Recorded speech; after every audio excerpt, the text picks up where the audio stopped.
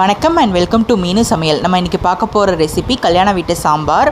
அதுக்கு கத்திரிக்காய், முருங்கைக்காய், மாங்காய், முள்ளங்கி, சின்ன வெங்காயம், தக்காளி, பச்சை மிளகா எல்லாம் நறுக்கி ரெடியாக வச்சுருக்குறோம். அதில் 3 டேபிள் ஸ்பூன் அளவு சக்தி சாம்பார் பொடி ஆட் பண்ணிக்கிட்டு 1 டேபிள் ஸ்பூன் அளவு மிளகாய் தூள் சேர்த்துட்டு கொஞ்சம் தேவையான அளவு உப்பு சேர்த்துட்டு தண்ணி காய்கறி மூழ்கிற அளவுக்கு ஊற்றிட்டு அடுப்பை பற்ற வச்சு 10 நிமிஷம் காய்கறியை வேக வச்சுக்கலாம். இப்போ காய்கறி வெந்துகிட்டு இருக்கும்போது இன்னொரு சைடு துவரம்பருப்பு 100 கிராம் எடுத்துகிட்டு அதில் மஞ்சத்தூள், பெருங்காயத்தூள் போட்டுட்டு குக்கரில் ஒரு 4 விசில் வச்சு எடுத்துக்கலாம். இப்போ காய்கறி 10 நிமிஷத்தில் வெந்துடுச்சு.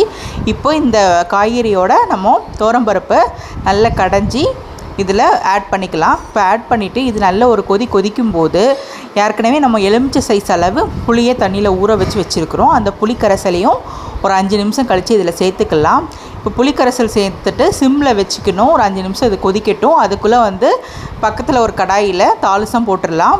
எண்ணெய் ஊற்றிட்டு கடுகு, சீரகம், வெந்தயம், சின்ன வெங்காயம், கருவேப்பிலை போட்டுட்டு நல்லா தாளிச்சிட்டு தாளிசத்தை தூக்கி இதில் கொட்டிட்டு கொத்தமல்லி தூவி இறக்கிட்டால் சாம்பார் ரொம்ப ருசியாக